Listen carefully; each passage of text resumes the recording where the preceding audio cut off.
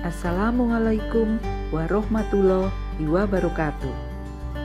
Anak-anak hebat, bagaimana kabar kalian? Semoga semua sehat dan bahagia lahir batin. Marilah kita lanjutkan pembelajaran kita tentang teks editorial. Pada pembelajaran teks editorial pertama, kita membahas struktur teks editorial. Pada pembelajaran teks editorial kedua ini, kita akan membahas kaidah kebahasaan teks editorial. Anak-anak, Ibu ingatkan lagi bahwa teks editorial atau tajuk rencana adalah artikel utama yang ditulis oleh redaktur koran yang merupakan pandangan redaksi terhadap suatu peristiwa aktual, fenomenal, dan kontroversial. Editorial biasanya menjadi sebuah cara untuk merespon suatu isu atau permasalahan dan memberikan tawaran solusi di akhir teks. Dengan membaca editorial, kita tidak hanya sekedar tahu peristiwa yang sedang terjadi seperti saat kita membaca berita. Namun, kita bisa lebih memahami dan lebih bersikap kritis karena di dalam teks editorial ada pendapat redaksi yang memperjelas pemahaman kita tentang peristiwa yang menjadi ulasannya. Sebagai sebuah media massa, daya tarik sebuah opini menentukan publik untuk menerima membacanya atau tidak. Artinya, daya tarik atau daya jual menjadi sangat penting diperhatikan saat redaktur menulis teks editorial. Anak-anak hebat, agar teks editorial memiliki daya jual untuk membaca, redaktur harus memperhatikan segi kebahasaan teks tersebut. Adapun ciri-ciri kebahasaan teks editorial adalah sebagai berikut. 1. Penggunaan kalimat retoris, yaitu kalimat pertanyaan yang tidak ditujukan untuk mendapatkan jawaban. Contoh, benarkah pemerintah tidak tahu atau tidak diberitahu mengenai rencana Pertamina menaikkan harga LPG? 2. Menggunakan kata-kata populer sehingga mudah bagi khalayak untuk mencernanya. Contoh, terkaget-kaget, pencitraan, geger, keasikan, bergosip, cibiran, duit, dan sebagainya. 3. Penggunaan kata ganti ini, itu, tersebut untuk merujuk pada sesuatu. Contoh, sungguh kenaikan harga itu merupakan kado yang tidak simpatik, tidak bijak, dan tidak logis. 4. Penggunaan kata ganti kita untuk melibatkan pembaca langsung pada topik yang dibahas.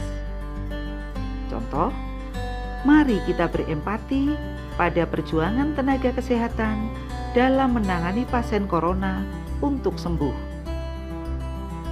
5. Penggunaan konjungsi kausalitas. Misalnya, sebab, karena, oleh sebab itu. Penggunaan konjungsi pertentangan. Misalnya, tetapi, melainkan, dan meskipun. 6. Penggunaan kata keterangan modalitas untuk membangun opini yang mengarah pada saran atau tujuan. Misalnya, untuk menyatakan kepastian, memang, niscaya, pasti, sungguh, tentu. Untuk menyatakan pengakuan, ya, benar, betul, sebenarnya. Untuk menyatakan kesangsian, agaknya, barangkali, mungkin, rasanya. Untuk menyatakan keinginan, semoga, mudah-mudahan. Untuk menyatakan ajakan, baik, mari, hendaknya. Untuk menyatakan larangan, jangan. Dan untuk menyatakan keheranan, mustahil, tidak masuk akal.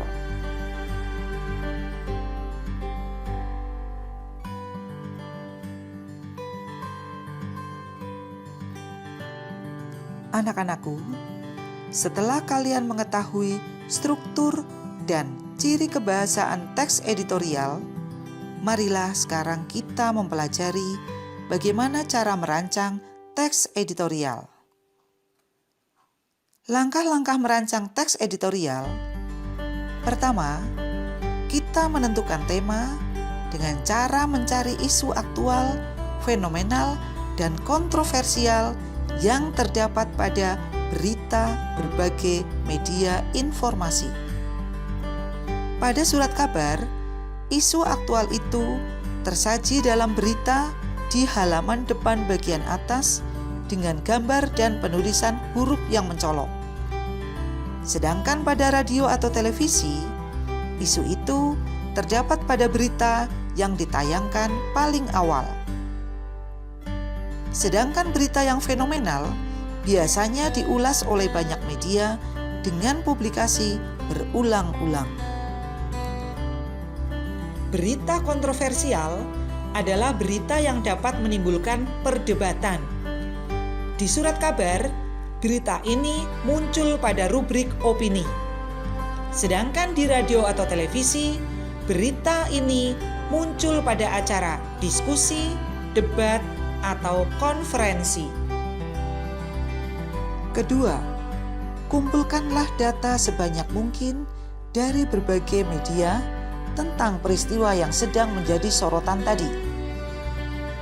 Ketiga, berdasarkan peristiwa, fakta, dan data yang sudah terkumpul, susunlah isu aktual, fenomenal, dan kontroversial. 4.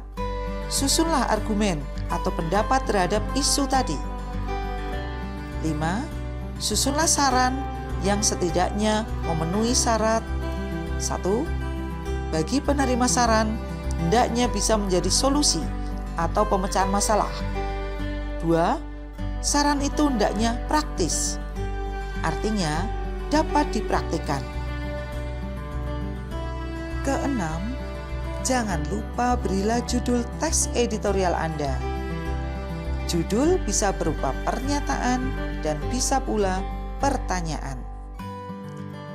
Nah, anak-anakku, berdasarkan uraian pembelajaran tadi, kini kalian telah mengetahui ciri kebahasaan dan langkah menyusun teks editorial. Selamat berlatih, tetap semangat, dan jaga kesehatan. Wassalamualaikum warahmatullahi wabarakatuh.